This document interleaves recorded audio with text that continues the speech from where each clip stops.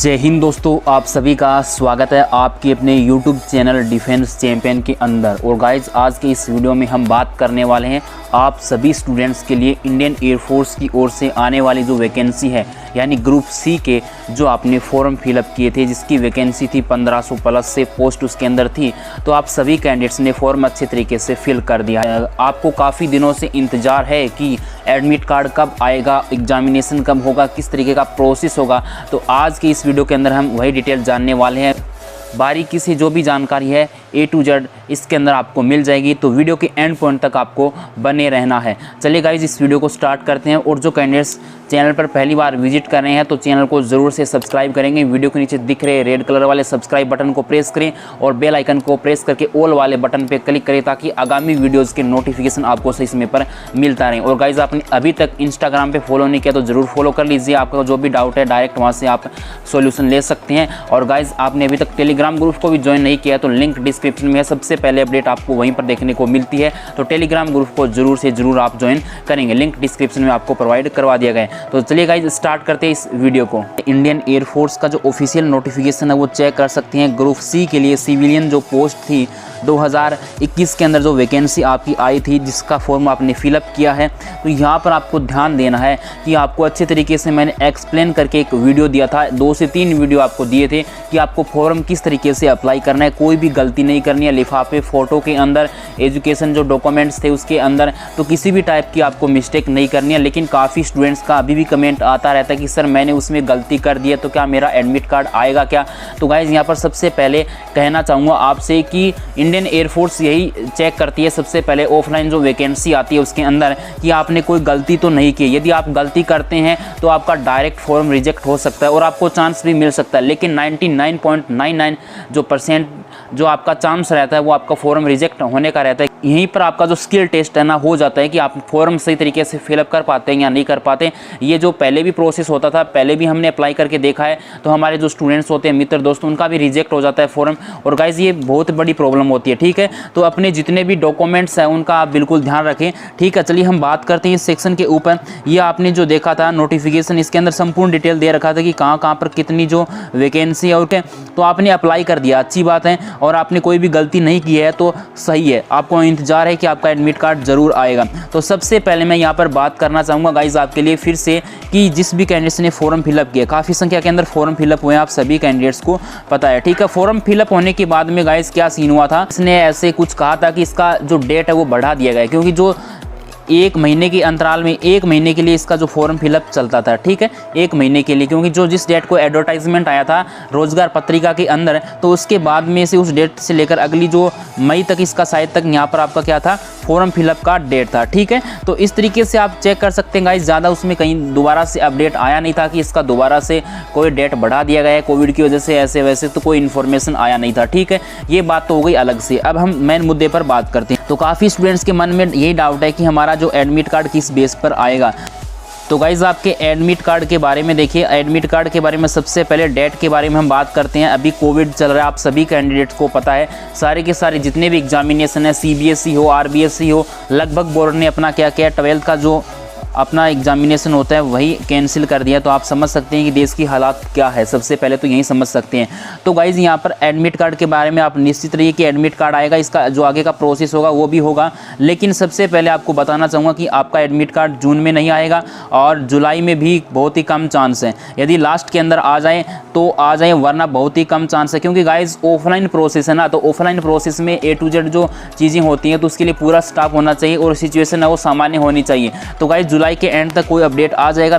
यदि आप उसके लिए क्वालिफाइड हैं या एलिजिबल हुए हैं तो आपका एडमिट कार्ड घर पे पहुंच जाएगा। वरना गाइज आपका अगस्त में बहुत ही ज़्यादा चांस है कि अगस्त के अंदर इसका प्रोसेस है वो कंटिन्यू चलेगा सभी स्टूडेंट्स का, जो भी क्वालिफाइड होंगे जिनका एडमिट कार्ड आएगा। तो सभी कैंडिडेट्स को सबसे पहले यहाँ पर बेस्ट ऑफ लक कि आपने सही से फॉर्म फिलअप किया है, सही तरीके से डॉक्यूमेंट उसमें आपने अरेंज करके भेजे हैं व्यवस्थित करके, तो कोई प्रॉब्लम नहीं है कि आपका एडमिट कार्ड निश्चित आ जाएगा, ओके। हर एक जो सेंटर ना उसका अलग अलग अलग सीन रहेगा। तो यहाँ पर सीन क्या है गाइस, काफ़ी जो सेंटर है ना वहाँ पर वैकेंसी, जैसे एग्जांपल के तौर पर मानो कि दिल्ली जो सेंटर है उसके लिए 3 वैकेंसी है और टोटल अप्लाई करने वाले स्टूडेंट्स की संख्या हो गई 150।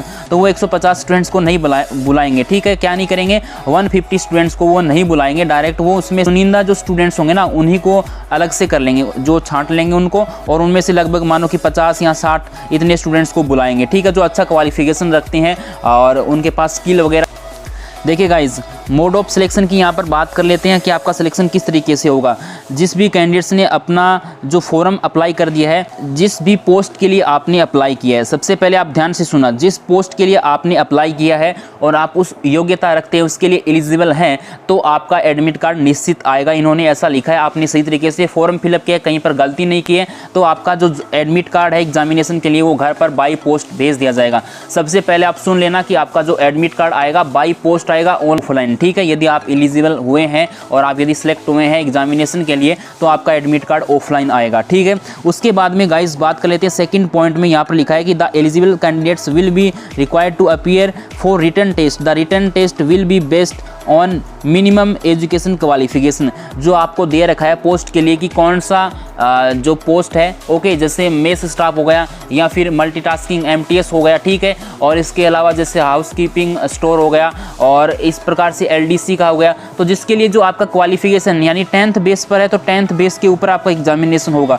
यदि आपकी पोस्ट 12th बेस पर है तो 12th बेस पर होगा। क्या होगा, यदि आपकी पोस्ट क्या है 12th बेस पर है ना, तो आपका 12th बेस पर ही एग्जामिनेशन होगा। इससे हाई लेवल का क्वेश्चन आपको एग्जामिनेशन में देखने को नहीं मिलेगा। ग्रेजुएट लेवल पर है तो आपका जो एग्जामिनेशन का लेवल भी थोड़ा बढ़ जाएगा। लेकिन ऐसा नहीं है कि गाइज आपका जो ग्रुप C का ऑफलाइन पेपर होता है ना वो इतना हार्ड नहीं होता है जितना आप सोचोगे, ठीक है। एक मिनिमम मान सकता हूँ कि लगभग जैसे 60 से 70% है ना गाइज, एकदम बिल्कुल इजी होता है। 10 से 20% थोड़ा सा मॉडरेट और 5 से 10% जो क्वेश्चन होते हैं ना वो थोड़े से हाई लेवल के होते हैं, ठीक है। नहीं, तैयारी को अच्छे तरीके से करो ताकि आपका सिलेक्शन हो जाए। उसके बाद में गाइज क्या होता है कि आपका रिटन टेस्ट होगा।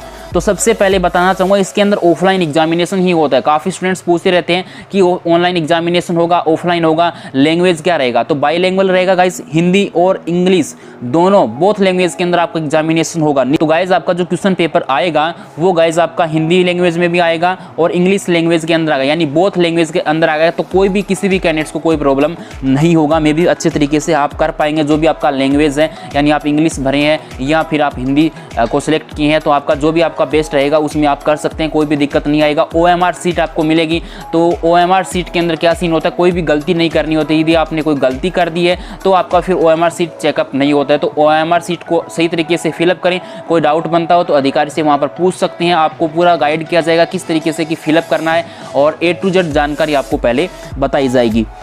सिलेबस के ऊपर एक पूरा वीडियो आ चुका है, आई बटन में आपको वीडियो मिल जाएगा, लिंक उसका डिस्क्रिप्शन में मिल जाएगा। वहाँ पर आप जाकर चेक कर सकते हैं कि आपके एग्जामिनेशन में क्या क्या आने वाला है। तो यहाँ से आप चेक कर सकते हैं कि guys numerical aptitude, general English, general awareness और आपका रीजनिंग और GK भी इसके अंदर आने वाला है, ठीक है। और उसके बाद में गाइज सबसे जो बड़ा पॉइंट है ना वो आप ध्यान रखना, जब भी आपका एग्जामिनेशन होगा तो आपको पहले टाइम नहीं दिया जाएगा, थोड़ा बहुत टाइम मिलता है। तो गाइज आप देखिए इसके अंदर आपके घर पर आते आते लेट हो सकता है आपका एडमिट कार्ड। तो आपको जितने भी डॉक्यूमेंट है ना वो सही तरीके से एडजस्ट करके रखने हैं, उसका जीरोक्स आपको रखना है, ओरिजिनल डॉक्यूमेंट्स भी आपको साथ में रखने हैं। तो उसके बारे में भी मैं यहाँ पर बात करने वाला हूँ, ठीक है गाइज। तो ये बातें यहाँ पर हो गई। अभी इसके विस्तृत जानकारी और देता हूँ एक बार में। तो आपको जब आपका एग्जामिनेशन होगा और आपका सिलेक्शन होगा तो आपको कोई भी प्रॉब्लम नहीं आएगा। तो वीडियो के लास्ट पॉइंट तक आप बने रहिए ताकि आपके सारे डाउट इसी वीडियो के अंदर क्लियर हो जाएंगे।